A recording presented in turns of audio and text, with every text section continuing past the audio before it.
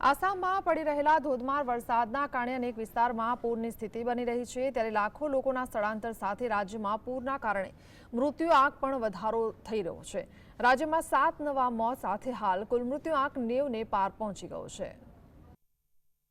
આસામમાં રવિવારના દિવસે પૂરની સ્થિતિ વધુ વણસી હતી અને સામાન્ય જનજીવનને ખરાબ રીતે અસર થઈ હતી। જો કે રાહતની વાત એ છે કે હવે ઘણા વિસ્તારોમાં પાણીનું સ્તર ઘટવા લાગ્યું છે।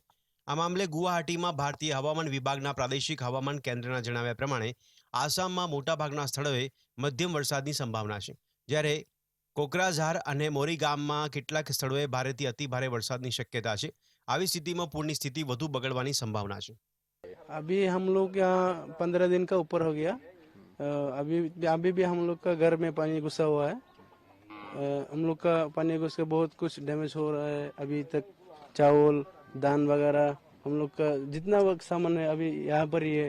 दलंग में रहता हम लोग, अभी बहुत कुछ डैमेज हुआ है।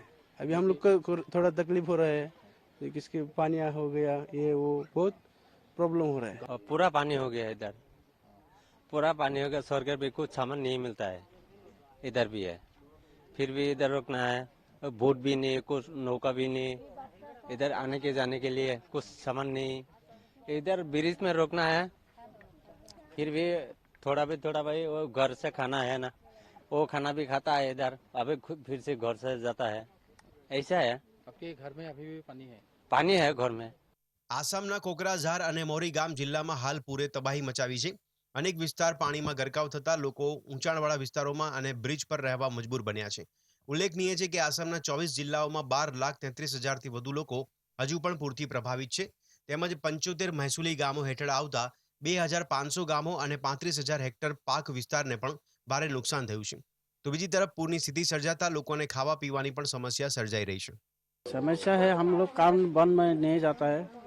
वो हमारा जो पशु है, पशु का खाना नहीं मिलता है। हम लोग का एक बार खाना खाएगा तो दिन में, और बाकी दिन का खाना नहीं मिल रहा है। ऐसे चल रहा है। तो खेती बाता भी फ्लड हो गया, पूरा पानी का नीचे चला गया। हमारा आगे दिन हम क्या खा के चलेगा वो भी कुछ नहीं है, हमारा सामने कुछ नहीं है। તો બીજી તરફ આસામના જે જિલ્લાઓ હાલ પૂરથી સૌથી વધારે પ્રભાવિત થયા છે તેમાં કચર, ધુબરી, નાગાંવ, ડિબ્રુગઢ, મોરીગાંવ, લખીમપુર સહિતના જિલ્લાઓનો સમાવેશ થાય છે। તો સ્ટેટ ડિઝાસ્ટર ઓથોરિટીએ તાજેતરના પૂરના અહેવાલમાં જણાવ્યું હતું કે ગોલપારા જિલ્લામાં તેમની બોટ પલટી જવાથી 5 લોકોના મોત થયા છે, જ્યારે નાગાંવ અને જોરહાટ જિલ્લામાં પૂરના પાણીમાં ડૂબી જવાથી એક વ્યક્તિનું મૃત્યુ થયું છે। આ સાથે જ રાજ્યની ઘણી નદીઓનું જળસ્તર હવે ઘટી રહ્યું છે, પરંતુ બ્રહ્મપુત્રા નદીની સાથે ડિસાંગ અને કુશિયારા નદીનું જળસ્તર હજુ પણ ખતરાના નિશાનથી ઉપર વહી રહ્યું છે। બ્યુરો